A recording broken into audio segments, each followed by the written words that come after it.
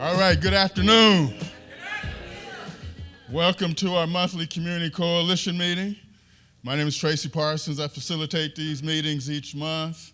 So let's, welcome to our monthly Community Coalition meeting. We have, it's an incredibly hot time in our community right now, and our ability to come together to address these issues is the only way they get solved. So we can't have our own personal agendas and think we're going to make a difference. Our kids and families need us to come together like we've never done before. So we start off each one of these meetings and do introductions. So first of all, how many first-timers to a coalition meeting do we have? All right, let's give them a round of applause. Make sure they know they are welcome. All right, so first-timers, round of applause. All right, so Skylar, come here. So you all know that we have our YES Summer Employment Program through Unit 4 schools. We have 100-something students this summer. 130 students working, doing special projects in our community. Skylar's our intern in our equity office. Give her a big round of applause. She's interested in forensic psychology. Forensic psychology, right. So we have a couple other YES students in here, right? Three. YES students, stand up. YES students, stand up. All right. Let's give them a round of applause. Thank you. All right, so we got Rachel here from Urbana Park District. Stand up, Rachel, say see you again. She's new to our community, new director of the Urbana Park District. As we all know, we are going through some really tough, challenging times right now with community issues, and we need all of us in. My good friend, I've not seen her in years. She's on the front line working for probation. I think she's been there about 25. Saban, will you stand up, please? So, right. So, all right. So we've got some friends here. Mary Catherine, you can always come back home, right? So Project Success is a wonderful program over in the Danville area, and they sent me some information that we wanted to share with you today. So I'm Jamie from Project Success, as I said already, and I do a violence prevention and family outreach program that is new to the Project Success family. I just began the role in November last year, and so we've been working on building up the program, and it consists of doing violence prevention curriculum in the after-school setting with the students, and then also the family outreach component. We are having like family nights and trying to connect families with resources. And there's also hardship funding available for families that have been affected by violence that we've been able to help with whatever situation that they're going through. So today I am here to share with you a project that our students just put together recently. I'm always looking for ways to engage the students, and if you work with students, then you know it's very difficult to catch their attention in certain areas. So I found this program out of Atlanta called Say It With Music, Her Records Incorporated, and we brought them down the week of June 23rd to show the kids how to write and record a music video. Unfortunately, right before the music camp came, it was scheduled months in advance. We had a shooting in Danville, and a young lady, Anaya Davis, was killed. And the students, the timing of the video gave them an outlet for the grief that they were going through. And it also opened up some more conversations that I'm going to let Mary Catherine speak on, some things that we're planning. Some of you may know Mary Catherine, apparently. Yes, I'm super glad to be back here, and like the energy that you guys have in Champaign, I'm just really trying to build that over in our home community in Vermilion and in Danville, and really rally around our young people who are hurting right now. So as Jamie shared, this video is a part of some of their message in a way that they've been able to share their grief, but they want to do more. And so we have been working with 10, 15, 20 young high school students to organize a youth-led town hall. It'll be, and we left some flyers on that back table, July 31st from 5 to 7 at Laura Lee Fellowship House in Danville. And this is really a space, like we've told the kids, we've got some technical experience, we can help structure things, but we really want this to be a conversation led by you, where we invite all of our aldermen, our mayor, and our reps to hear from young people how they're affected and how much more we could be doing in Danville to address gun violence. And so just really, again, happy to be here to see all of you today. Wish we were here under better circumstances, but I know that you all have been kind of leading the fight. I was honored for a few years to be able to participate in the fight against gun violence here in Champaign County, but I always keep my mind and my heart and my spirits uplifting the community over here too, and we would ask for you to do the same for us over in Danville and Vermilion. So without further ado, we will present this video completely written, recorded by the students of Danville District 118, and you might see a cameo in there, I don't know. Attention! This township meeting was called because some things were brought to my attention. To my understanding, the violence is down. That's not true. The violence is worse than ever. What is it? And the drug usage is down too. Drug use isn't down. These kids are smoking all the time. And the education system is at an all-time high right now. What are you thinking? These children can't read.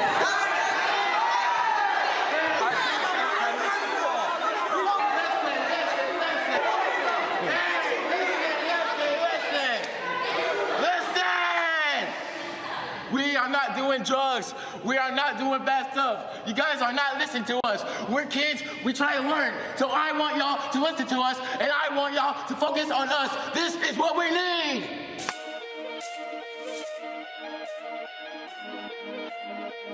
Where kids hold heat cause they scared to lose, but don't nobody win in the streets choose violence in the system. It's a trap, it's a chain trying to numb the hurt, just a massive pain. Wait, what? Who this? We ain't trying to make a diss. We don't do snakes in the grass. Real friends don't hiss. I do not miss, I shoot for the stars. Just like a rock, I go hard. Just like ice, I'm breaking the fights. No spice like that, I'm nice. Let's do this. Mountains like ice. People think they're big and go and spice. But when it's all said and done, you can best believe that it won't be fun. All I hear on the news is violence. We need to come together, no silence. Hear something, say something. It doesn't matter who or what you are. Let's pump up the bass and sing. My name is Midnight, all I want to say is violence is something that you don't want to mess. Let's build a group in a community. Let's just be one big family. Man, I'm done with this midnight out. Man, I'm done with this midnight out. Let's rise up, break the chains. Let's build on our friends together, we can make a change. Love the answer, so hold on tight. Spread peace and violence, make it right and not the line. Let's rise up, break the chains. Let's build on our friends together, we can make a change. Love's the answer, so hold on tight. Spread peace and violence, make it right and not the line. I promise not to let you down, we bringing peace to our town. I feel like a king in my city, you see me wearing my crown. Violence, I'm not with that. Every action has a kickback. Oh yeah, clock that, I love the evil comeback. We stay on that point like a thumbtack. Stay on that point like a thumbtack. No more silence in the wind. Take it back to where it began. Church bell ring, but the shots must start. Another siren in the air, another name we say in prayer. I see a future with no pain. Worst schools ain't scary, in the streets ain't stained. Let's rise up, break the chains. Let's build on our friends together, we can make a change. Love's the answer, so hold on tight. Spare peace and violence, make it right and not the lie. Too many candles, too many tears, too many lives stolen through the years. Each one a story, a heartbeat, a face. Now only a picture in a cold, empty place. Put down the guns, lift each other up. We are stronger when we love, not when we act tough. The victims' names echo loud through the night. They deserve dreams, not to fight for their lives. Put down the guns, time to rise up. No more silence, no more lies. We want justice for their lives. They were love and they were light. We won't back down without a fight. It's time to rise up, to speak, to fight. So fight for their lives. Let's bring prevail through the night. While they continue to fight for every soul we couldn't save. For every tear that's fallen like rain. We stand taller and we rise through the pain. Let's rise up, break the chains. Let's build on our friends together, we can make a change.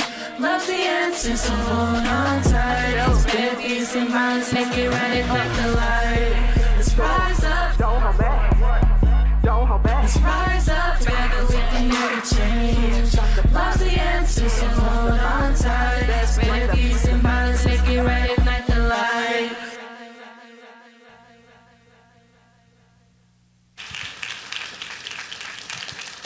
right. It's powerful, right? Powerful.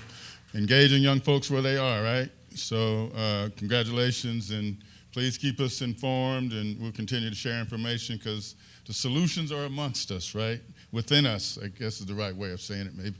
So Donna's going to come up, talk about our Black Mental Health and Wellness Conference for year 3.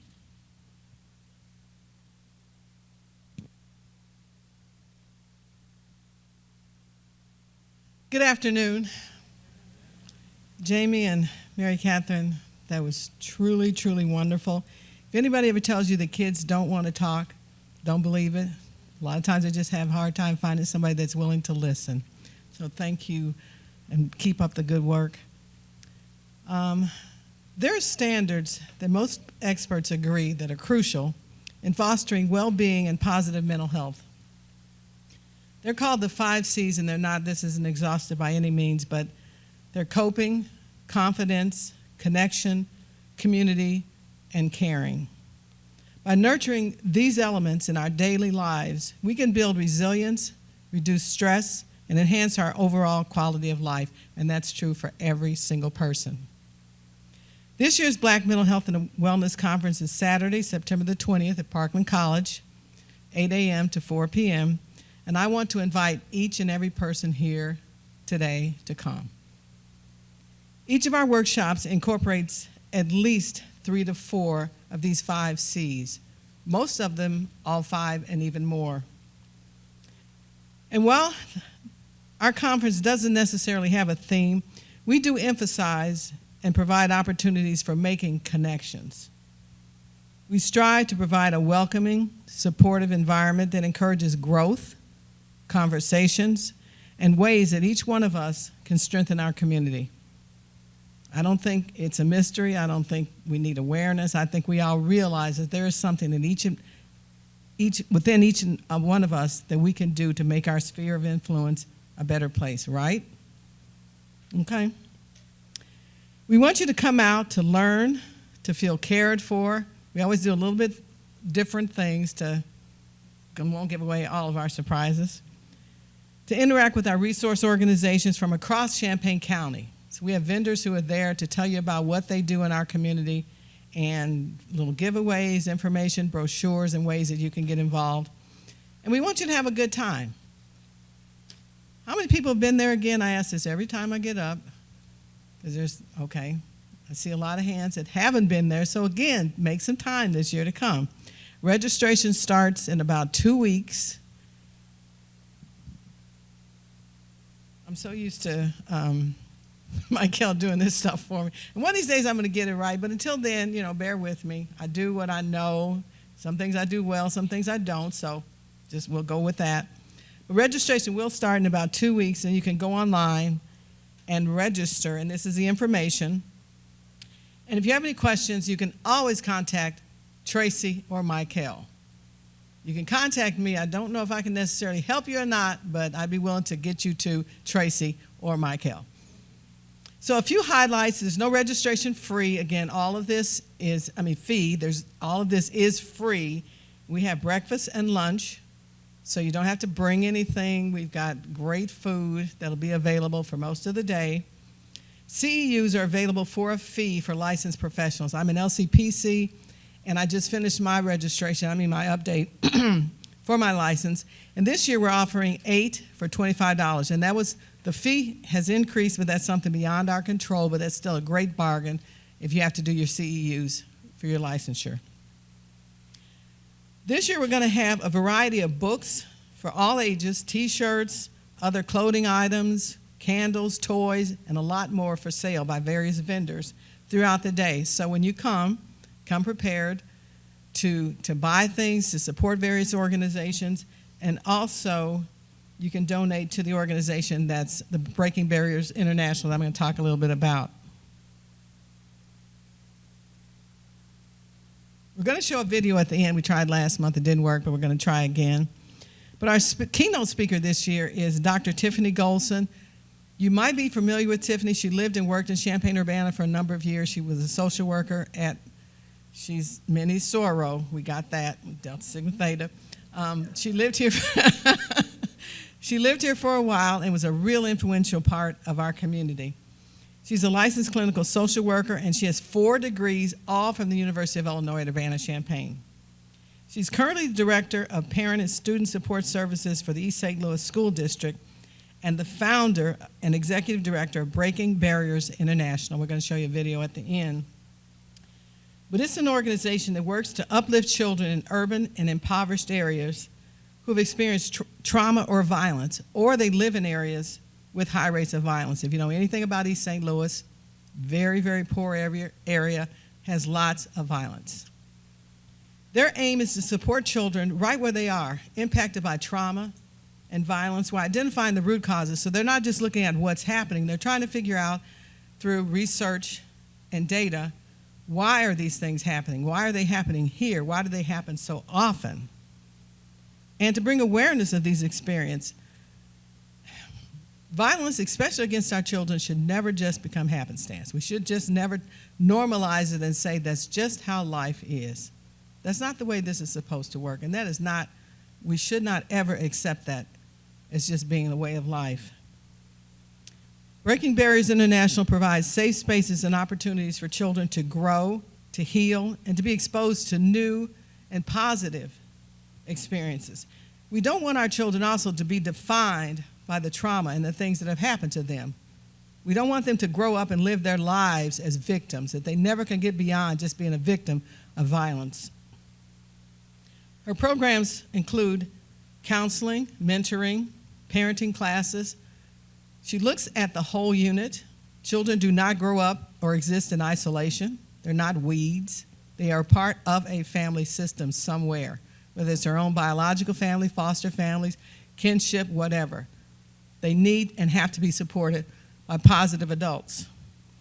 And 2 programs that stand out one is Roll With Me, and this is a program to support children who now live their lives in wheelchair because of violence perpetrated against them. I want that to sink in for a second, because I mentioned last month, and I'm going to mention it again. Most of the people, juveniles or adults that are shot in America, don't die, but they live a lot with permanent damages and impairments caused by the gunshots. And children who live their lives in wheelchairs, it's traumatic for a long, long time. Just adjusting to, not doing the things that they were used to doing, running, playing. If you remember the Highland Park parade shooting a number of years ago on 4th of July, there's a little boy that spoke after he got out of the hospital that what he said really has impacted me since that point. He was 8 years old when he got shot, along with his twin brother. And his twin brother survived with just some minor injuries. But this child had an irreversible spinal cord injury, and he now lives in a wheelchair, from a wheelchair. He still lives, but he said to his mom when he was leaving the hospital, "What am I going to do at recess?" And it broke her heart to realize that there was nothing that she could have done or she could do now to protect her child. So they have resources including respite care for the families and a traveling program that allows them to travel to different parts of America and throughout the world. When I contacted Dr. Golson to come, she was coming back with a group of students. I'm a retired faculty member at Parkland, so I still use students, young people, and they were coming back from Belize. So they have partners, countries, that they also help participate, get families to participate and support them as they work with their children. So we're going to start a little video now on Breaking Barriers International, and I'm really excited about our conference. I'm excited every year, and I hope we could do it a couple more years at least. But it's a great time, it's a great opportunity to get to know each other, to connect, to build a greater sense of community. And do I think that this makes a huge difference? Absolutely not. No, I'm not naive. But do I think that it gives us a sense of that we're all in this together and that we all can have a purpose in making our community better? Absolutely. So I thank you. I invite you to register. If you have questions, I will be here to the end of the day. You can ask me. You can always call Tracy, Michael, for more details. And then please look at the website and register. So thank you.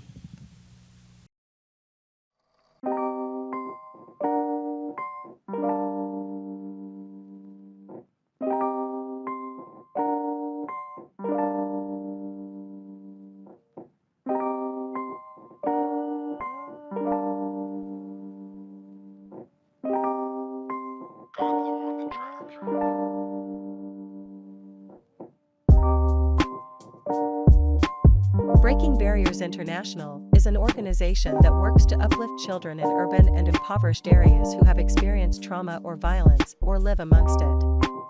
We aim to support children impacted by trauma and violence while identifying the root causes and bringing awareness of their experiences and environments to others for greater understanding. We provide safe spaces and opportunities for children to heal, grow, and be exposed to new and positive experiences, and allow children to explore their untapped potential. They learn as they play, and our goal is to support not just the children, but their caregivers as well. Our caring professionals create a supportive and nurturing environment for children to explore and grow. From arts and crafts, to music and movement and camp and travel experiences, we support children who have experienced grief, trauma, or violence, or live amongst it.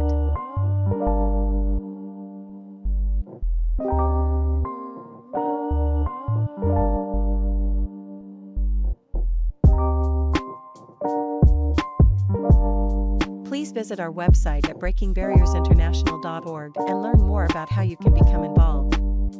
We look forward to creating a healthy space with you that amplifies the communities and families we serve. In the Project Success video, they had a couple adults in there dancing that probably shouldn't have been in the video.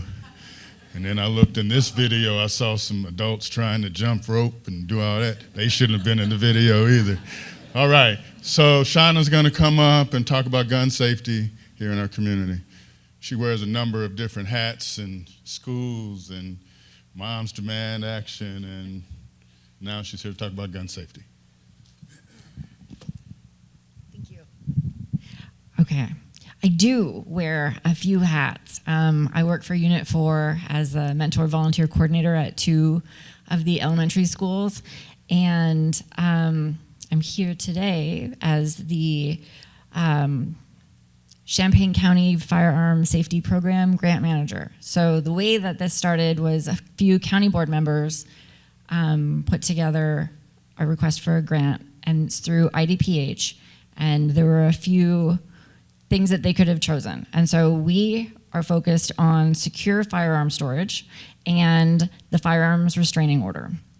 Firearms restraining order is a law that came in 2019, and it's an excellent tool for violence interruption and suicide prevention. And there's a pamphlet that I made at the back table for the FRO. But for the secure storage, we're partnering with Be Smart, which is an organization that's nationwide. Okay, this is gonna work. Be Smart is, SMART stands each for one thing. S is secure all guns in your homes and vehicles, and 1 firearm is stolen every 9 minutes in America from a vehicle. 10 years ago, guns were coming from people's homes. Now they're coming from our cars. And M, model responsible behavior around guns. A is ask about unsecured guns in people's homes. So this is more like if you have a small human that you're sending to someone's house for a play date. Do you have a ferocious dog? Are your firearms secured? My kid's anaphylactic allergic to peanuts. You just put all of that together in a text and you ask, and then you have the conversation about that. R is recognizing the role of guns in suicide. And one of the reasons Champaign County got chosen for this grant is because we have 2 categories of people who are dying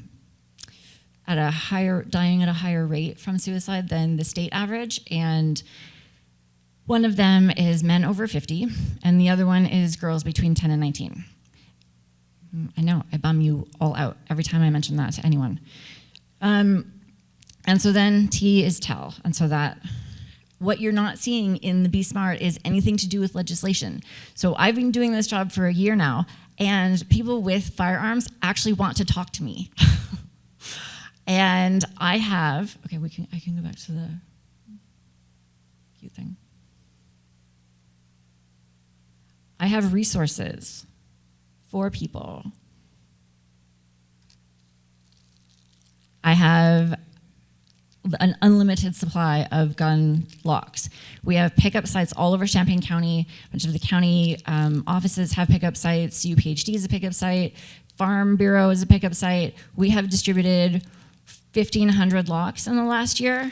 And the other resource is biometric gun safe. This is the impressive one. I couldn't figure out how to do this with like only 2 hands, but I have one with me. And so fingerprint opens because we tell you the safest way to secure your firearms is to take the ammunition out and put it somewhere, take the firearm, put it somewhere else. And then I have people saying, that is absolutely not going to work for me. And I'm like, I have a magic box that will open with your fingerprint so you can keep it however you want.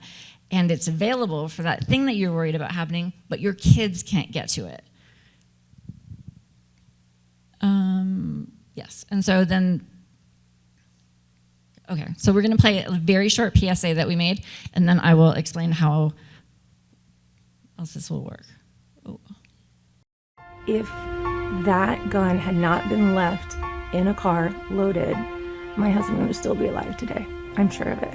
On average, 1 gun is stolen from a car every 9 minutes in the United States. I'm thankful I got to be loved by him, even though I only got 3 months being his wife. Storing firearms securely is a choice we can all make. If you own a gun, please be responsible. Visit ChampaignCountyGunSafety.org for more information.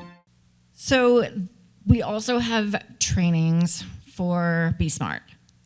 The way this grant will extend past this year, and when I no longer have a job with it, is if the people within the organizations in this room have staff members who get trained on how to talk to people about secure storage, because it can be a little bit of an iffy conversation sometimes, but it doesn't have to be. And the Be Smart training, we have a Train the Trainers.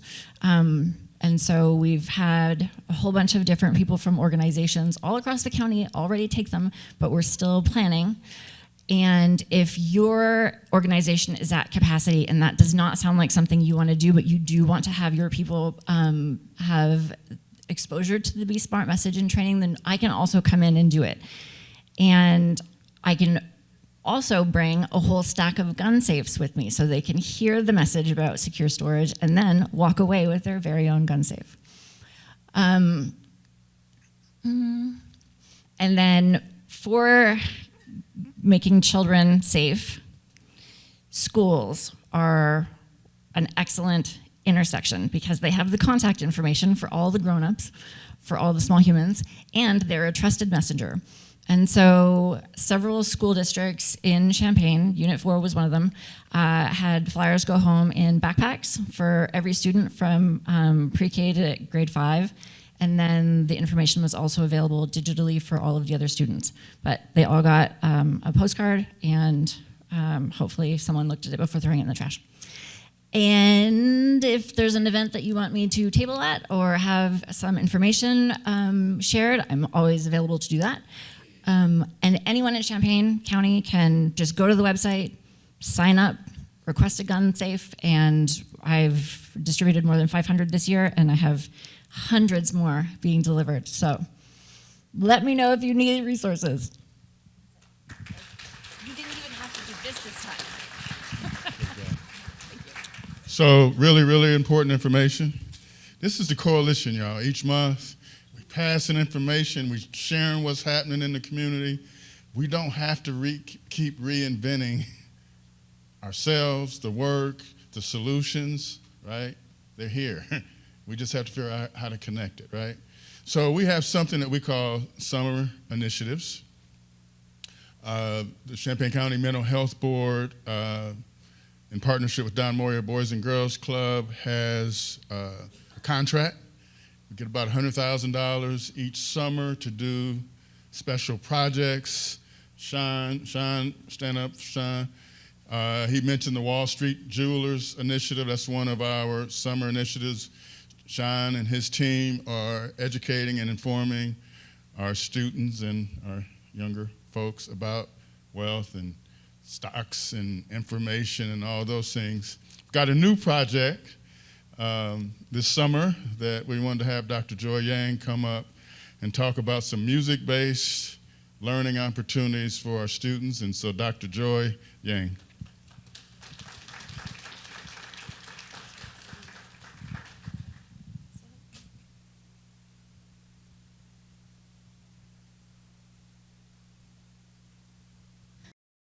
Good afternoon, everybody. Hello. I'm Dr. Joy Yang. Really grateful to be here, feeling very privileged to be here. Let me start my timer so I don't go over time. I'm a performer, although even though I'm a performer, I do feel a little intimidated right now because a lot of new faces in the room, and y'all are the pillars of this community. So I really feel like I have a lot to learn from each and every single one of you here. So please do come and say hi afterwards. I'm so grateful for everything that you do.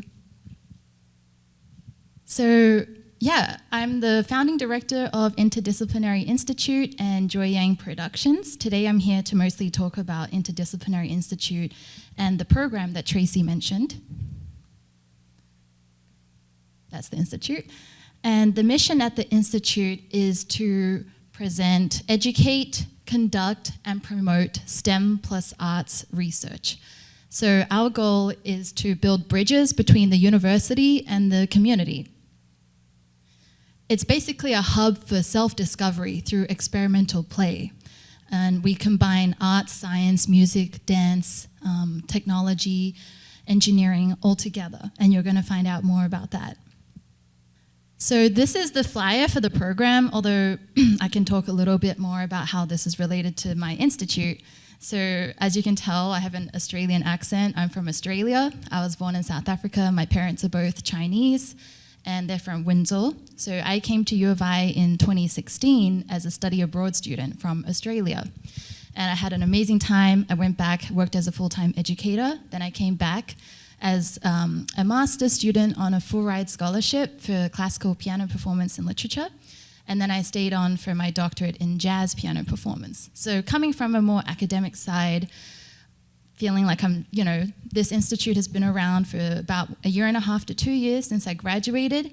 We've been very involved in the Champaign-Urbana community, started out in Urbana, and now we're here in Champaign at the Orpheum Theatre. And we're opening up another location in Midtown near the train station. So I was really involved at the U of I, and I saw what gaps we could fill and how we could combine the disciplines together more and also build bridges between the community and the university and share our resources. So I started my institute. It's based off of my research, which is about an autoethnographic approach to interdisciplinary improvisation. And especially these days, in the face of emerging use, more and more use of AI, I truly believe it's really important for the future of our kids and generations that we need more humanistic skills of collaboration, especially since a lot of students these days are on their phones and using technology all the time.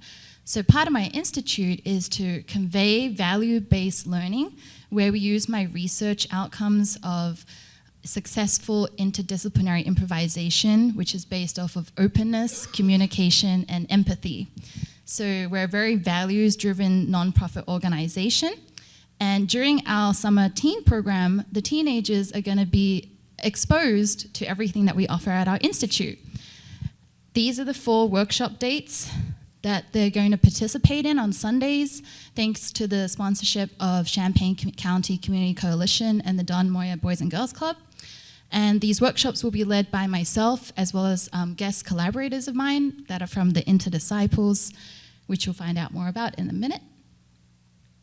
They can enroll in 5 different kinds of learning tracks, which they specialize in, which they'll be coached by 101, and then they also come together to create an innovative performance, which we'll present on August 24th at the Orpheum Theatre.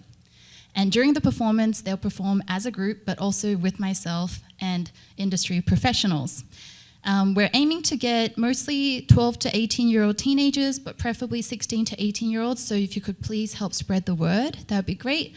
There's a QR code on the flyer that I'll show you, and there's also some copies at the back. And the teenagers are also going to receive a stipend for their participation in this program and the concert. That's the QR code if you want to just take a minute to scan it so you can share the link with any teenagers or other people that you might know that are interested. Okay. And you can also find me afterwards if you need to. So this is my group called the Interdisciples, which comprises of people who are professors at U of I, community members, venue owners, as well as students. You might recognize some of their faces, and I've got a chart here that lists everybody and what they do. So we have a variety of different disciplines, ranging from music, movement, sound and visuals, engineering. One of our members works for, builds models for NASA, which we use in our performances. So here's our group in action in live concert.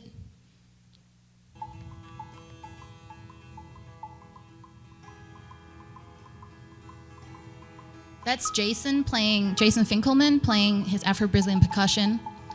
Laura Carmonte, that's me playing the theremin. Matt Harsh on visuals, you've probably seen a lot of his projections in the community. Yeah, this is just some more photos, but it has some audio attached to it as well.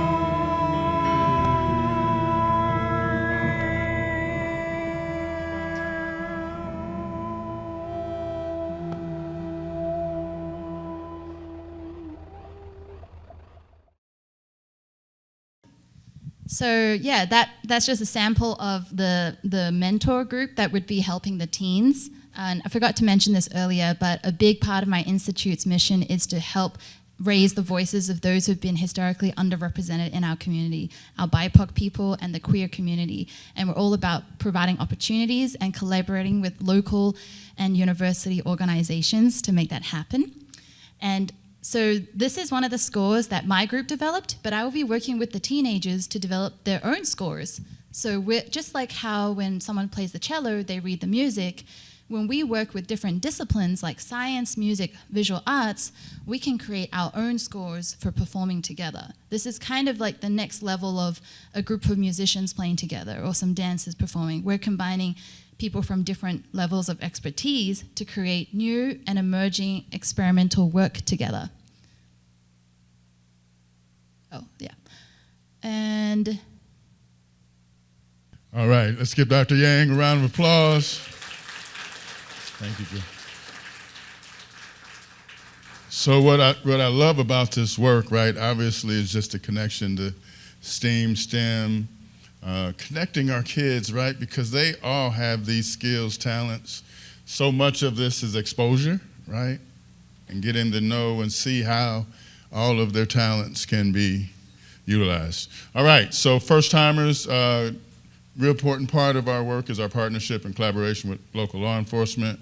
So we're going to ask our law enforcement leadership to come on up and do your monthly updates. Hello, teammates. I really appreciate the attention that goes into mental health. A couple of years ago when I got here, it was this one thing that I was told by a professional that I brought into the police department that's called compassion fatigue. Today, I am feeling compassion fatigue. We've had a rough month. I'm not going to hide. Normally I'm, jumping off and, saying I love you, and which I do. I love you with everything in my heart, mind, and soul. But also I'm hurting for the community right now, and most especially I'm hurting for the victim's family, and especially for our fellow American community members that are in Texas. This is really heavy right now. So I don't mean to bring you down, but I'm just going to tell you the truth. We've had, since the last coalition meeting, we've had 3 homicides. On June 29th, we had a homicide in the block of Holly Hill where 2 teenagers were shot. One died on the scene, and then another one died on July 7, 2025. 2 teenage boys are dead. On July 4th, America's Independence Day, 1900 block of West Bradley, 12:36 a.m., we had a 32-year-old male that was killed. Multiple gunfires, different directions. He was struck. He was taken to the hospital by personal transportation, and he died. What's not on my script is people, I know last night, people always ask what we're doing about gun violence. Last month in June, the Champaign Police Department, I got my numbers, we had already recovered 98 illegal firearms at the end of June. This month, we're over 12. And it's just, I don't even know the date. We've been up for like 3-4 days. So we're getting the guns out the street, and I know my big brother Boone, I know how you feel like we need to find them. I'm all in. We need to find out where the guns are coming from. I am totally sold. So whatever we have to do, community, I can tell you right now, this is not a police problem. And I can tell you, I hate the fact that, and I'm going to say it, when black community members are taken out, and unfortunately, if it's a black offender, there's multiple black families that are taken out by gun violence. So there is no win-win here. I can't do anything without the help of the community. And also, we're asking for help. Anonymous tips, please call us at 217-351-4545. And Crime Stoppers, I'm telling you, they are super secretive. You remain anonymous. Please call them at 217-373-8777 or just tips. Or you can do an online 373tips.com. Order P3 Tips on the mobile app. Help, please. We need help.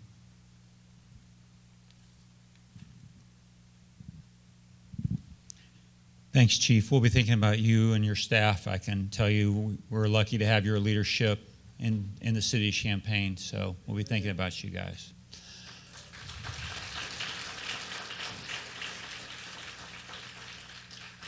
Thankful for all the men and women that are out there 24/7, 365 taking care of us. Appreciate that.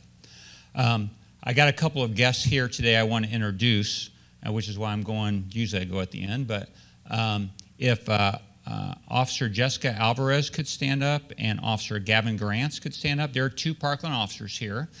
Jessica is a veteran. She's our field training officer. She speaks fluent Spanish, and she's with our college resource department, so she helps with our outreach efforts. And then Officer Gavin Grants just got out of the police academy, and he's an FTO. I like to bring our new officers to the Community Coalition because I want to make sure that officers know right from the very beginning that there's a whole bunch of community members that are out there that are working together to try to make it safer, and it's just not all bad. There's a lot of good people that he's going to get a chance to work with through the years, and you're going to meet some of them today. I really want to tell this story, bring them today because Gavin had just started with his FTO, Jessica Alvarez, and there was, this is a little bit of good news, there was a 12-year-old that was She was suicidal and she was missing from a school, and we knew that she was in West Champaign. So Gavin's young, he's 23. I've got socks older than Gavin. And he said, you know what, if I was young, I wouldn't have a lot of money. I know if I would go to a store, and I would try to go to that store because that's the only place I could go to afford anything. So Gavin suggested to his FTO to go to a local store, where he thought this person could go to. They were pulling up in front of the store, and that 12-year-old walked out of that store. She had just bought the materials to end her life. And so they were able to make contact with her, get her transported, and get her help. So thank you, Officer Grant and FTO Alvarez, for your work. And now Officer Alvarez can go pick up her daughter from camp. So thank you, guys. Parkland College is getting ready to start in the middle of August.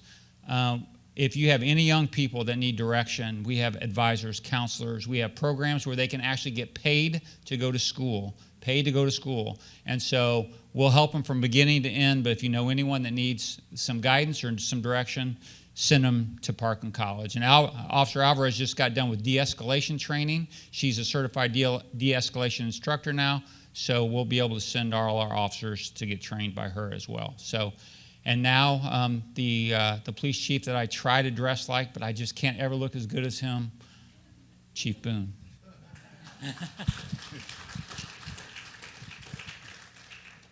All right, hello everybody. Since the last time we met, we'd had 3 shootings. One incident involved a juvenile. He was shot in the thigh and treated at Crawl.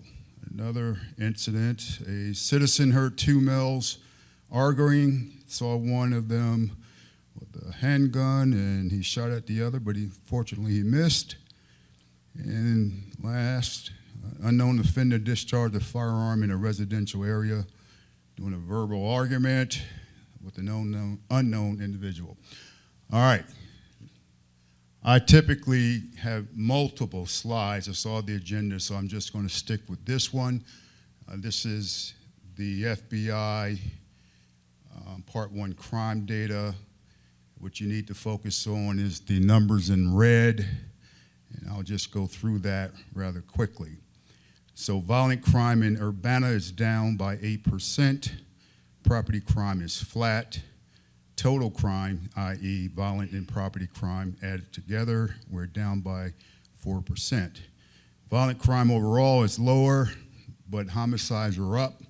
As you can see, homicides have been driven by one stabbing, shootings, and DUI-related fatalities. Non-contact assaults are up.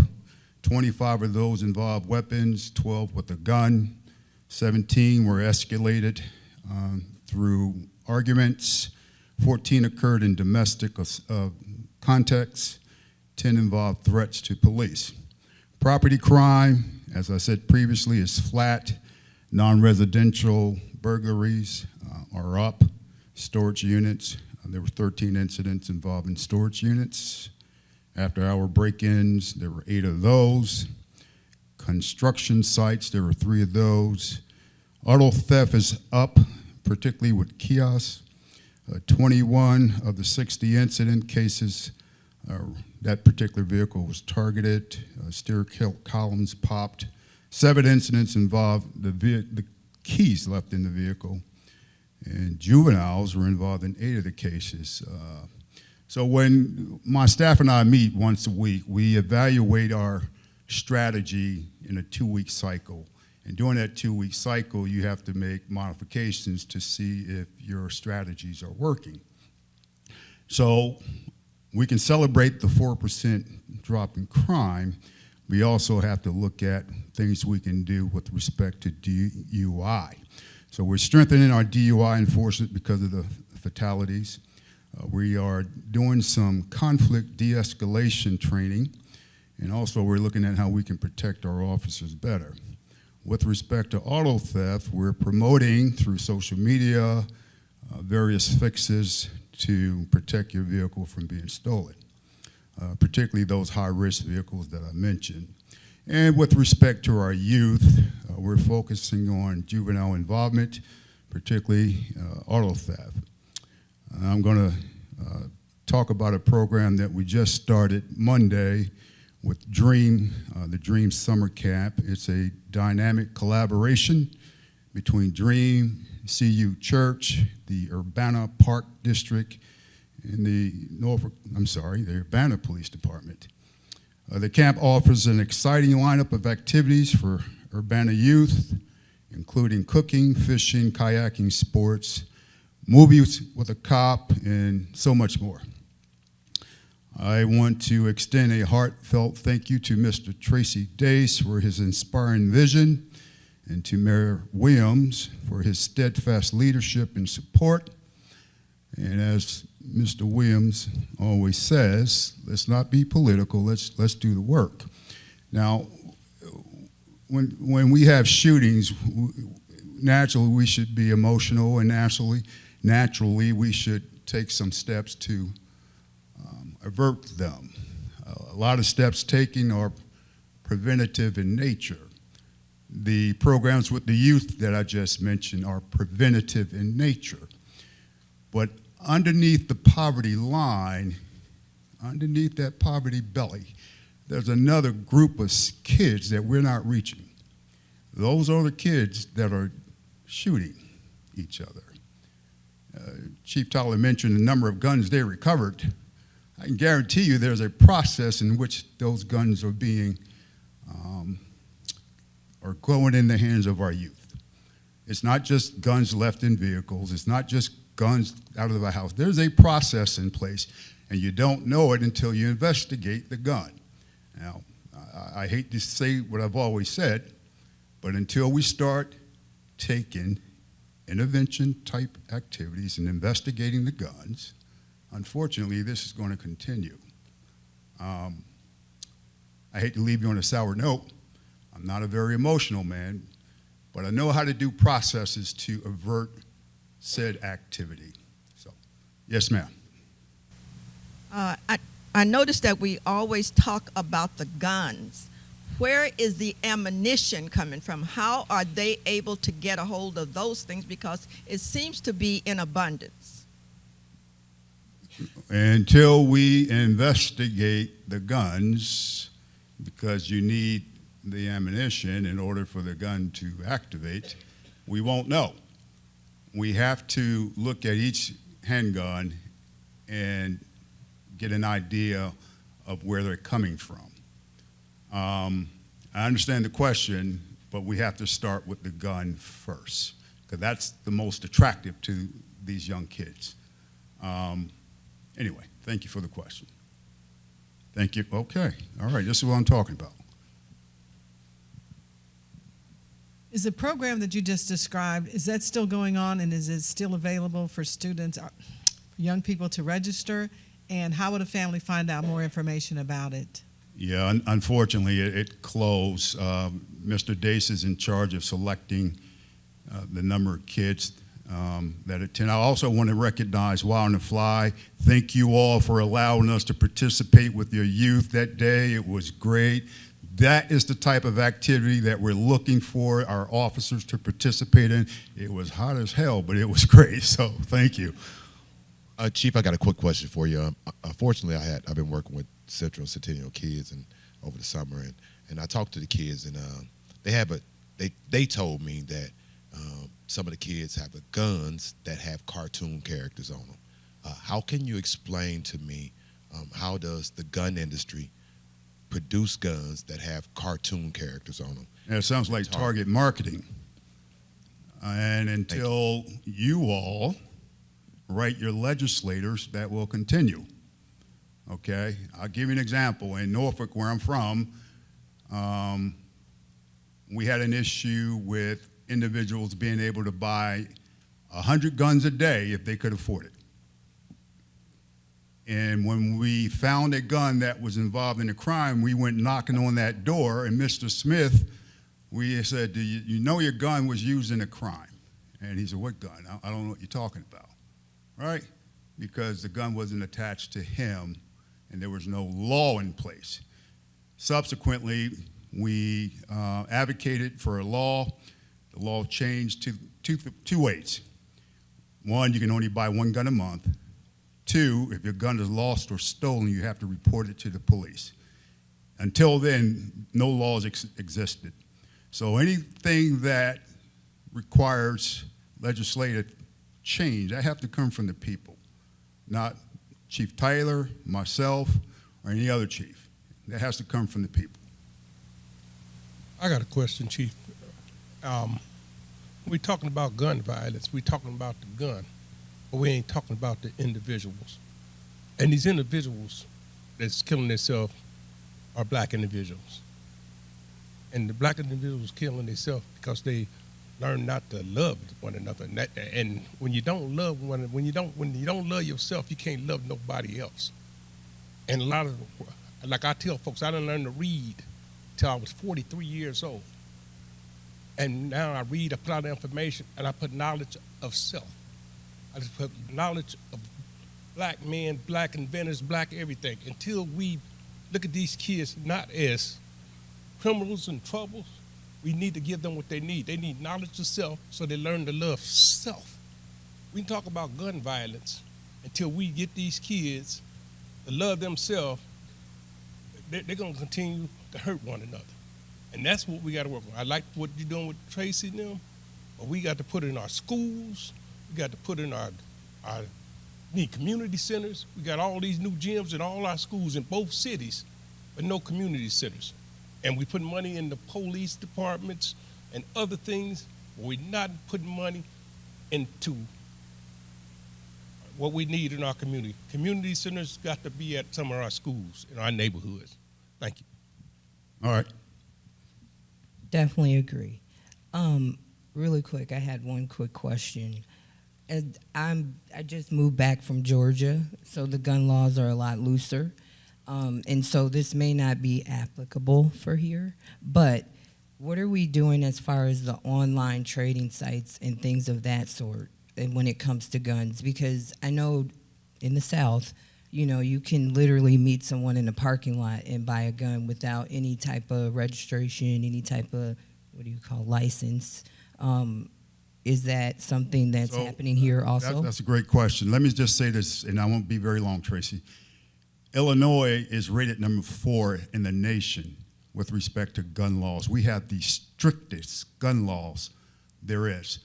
The problem is those contiguous states that surround us, oh my goodness. Illinois is rated A-. Other states are D-, F, and you know what states surround Illinois. And I'll guarantee you this, if you start investigating these guns, you're gonna learn that they're coming from those states. All right, Tracy's giving me the eye, I gotta go.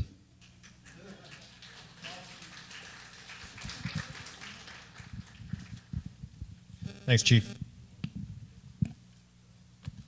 Just a couple of updates from campus. We just hosted the 4th of July celebration down on campus. Different program this year, different parade route, kind of moved things around a little bit time-wise, and we felt like it went really great. We were happy to support that, happy to have everybody come down on campus for a fantastic celebration.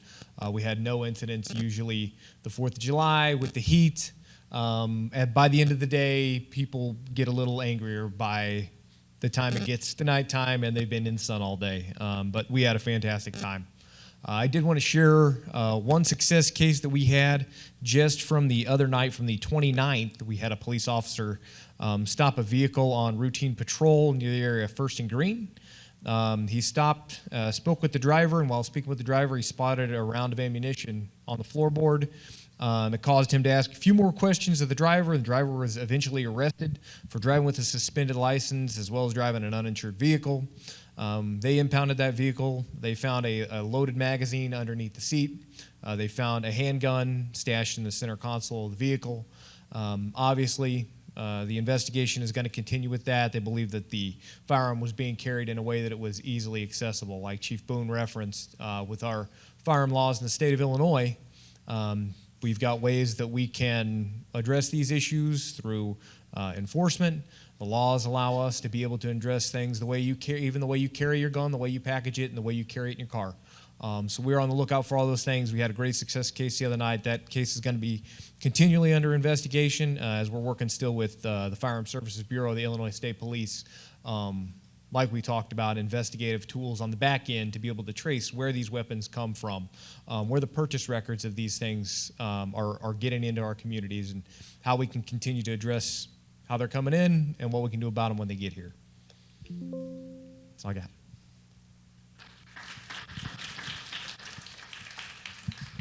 All right, let's give our law enforcement leadership another round of applause.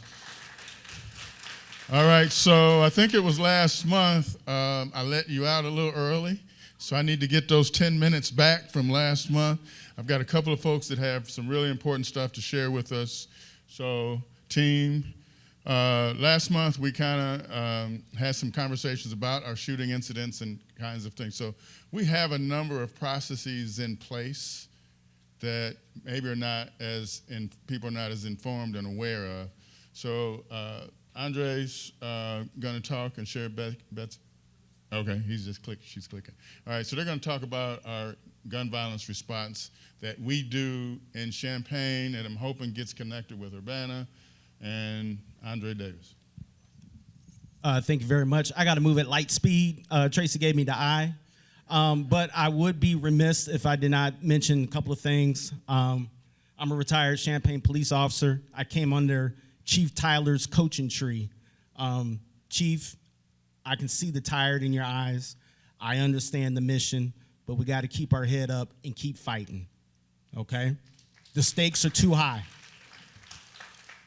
With that being said, also for my city employees, I know our hearts are heavy, so please hold each other up, and we'll get through this trying week.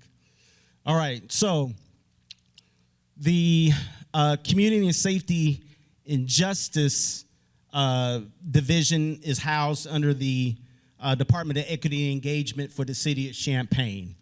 And we are the drivers of the day-to-day operations of the community gun violence, community reduction of gun violence and prevention for the blueprint for the city of Champaign, okay? And I messed that up a little bit, but that's okay. We're on light speed. Our team is comprised of a community relations manager, a community relations specialist, 2 justice victim advocates, and a impact outreach worker. Next. And I'm not going to give you the whole pot of gumbo because gumbo comes with celery. It comes with onions and green peppers and okra and all that good stuff. Today you're just going to get the shrimp, the sausage, and the chicken. All right? So the shrimp is our crisis response. So we have a gun violence incident that occurs in the city of Champaign.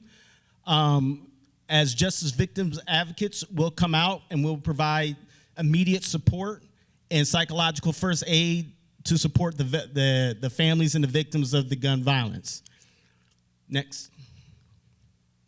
Once we have established our crisis response, the next thing we do is we address the neighborhood trauma. Anytime that you shoot firearms in a heavily populated neighborhood, you're going to have neighborhood trauma. So what we do, we go out and we canvass the neighborhood. We canvass it, providing information for contact for those who might need services and support. We spread the information and we make in-person contacts. We knock on doors. We talk to people.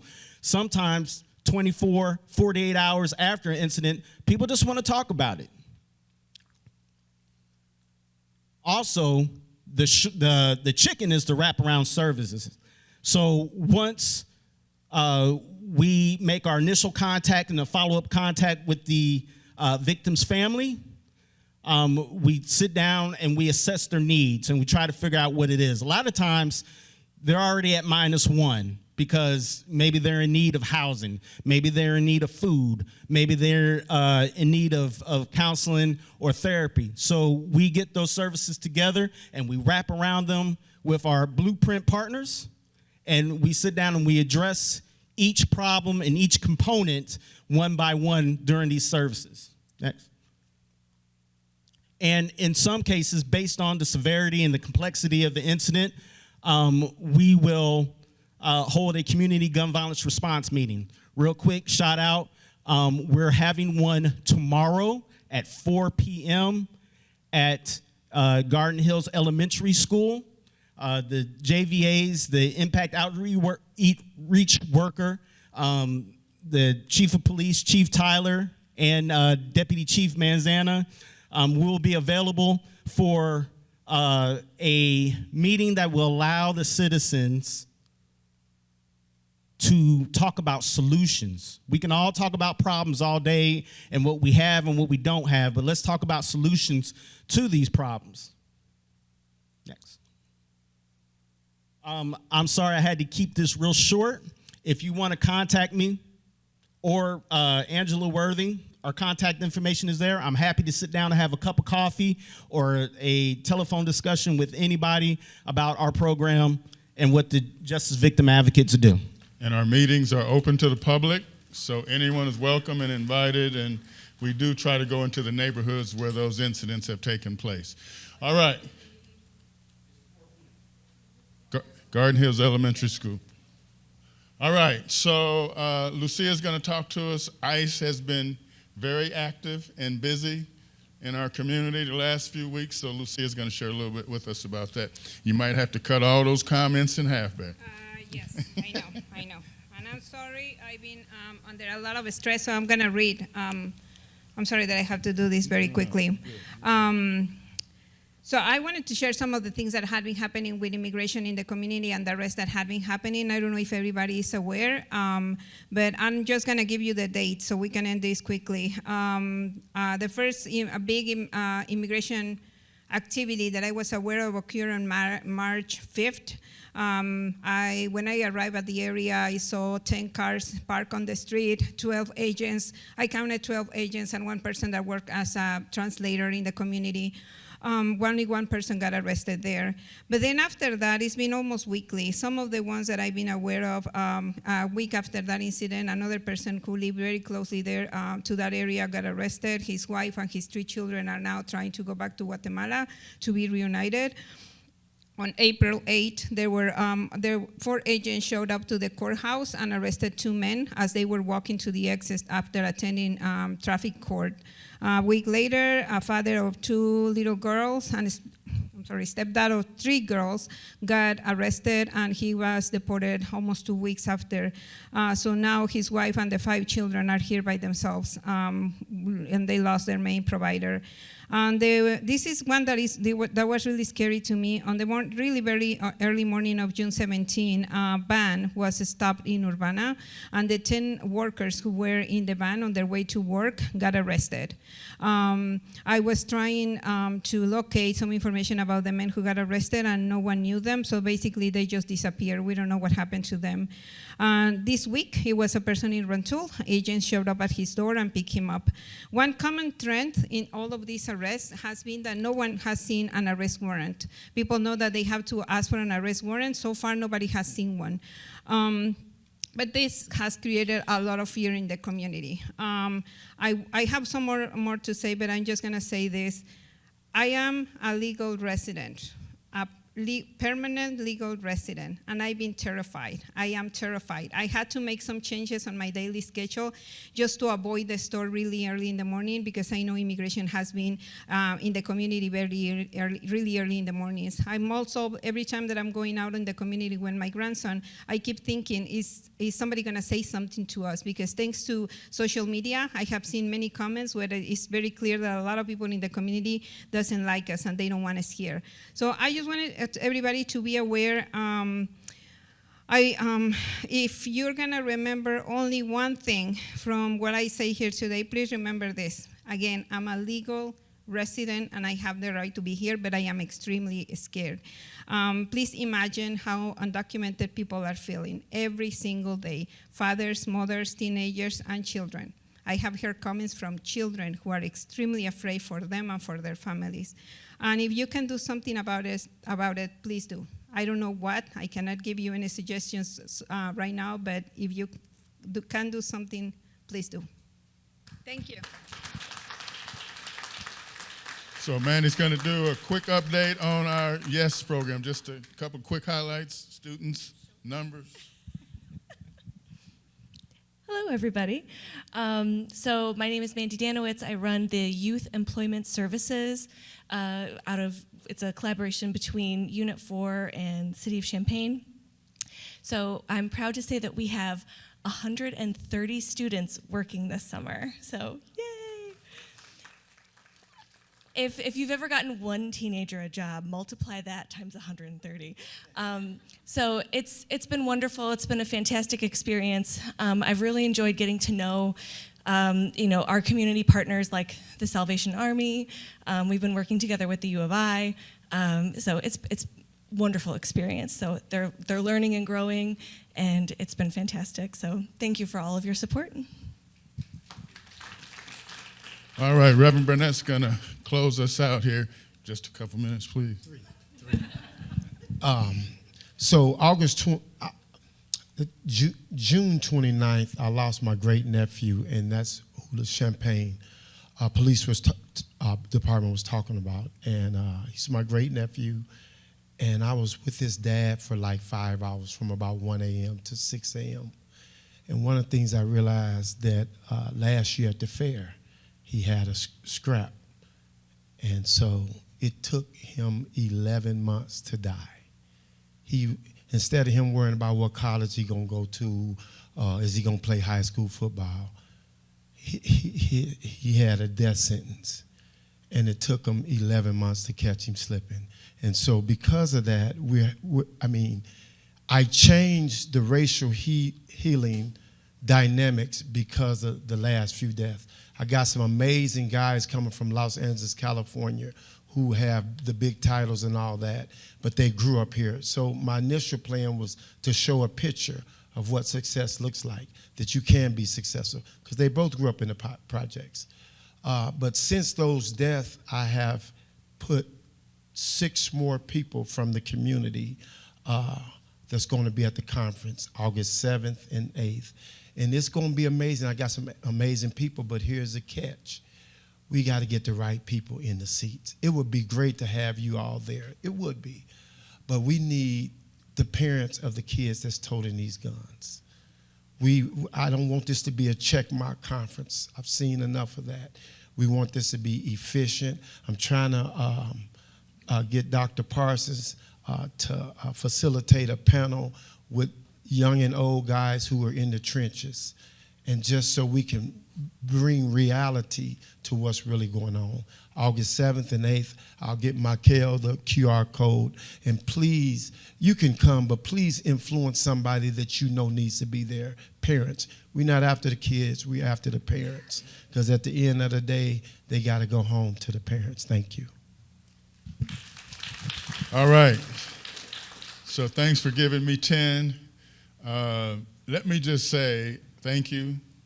We got a great community, but we got to fight to keep it great, right? It just doesn't happen without the work. So thank you for all that you do to make our community be the best that it can be. Peace and love to you, and we'll see you next month.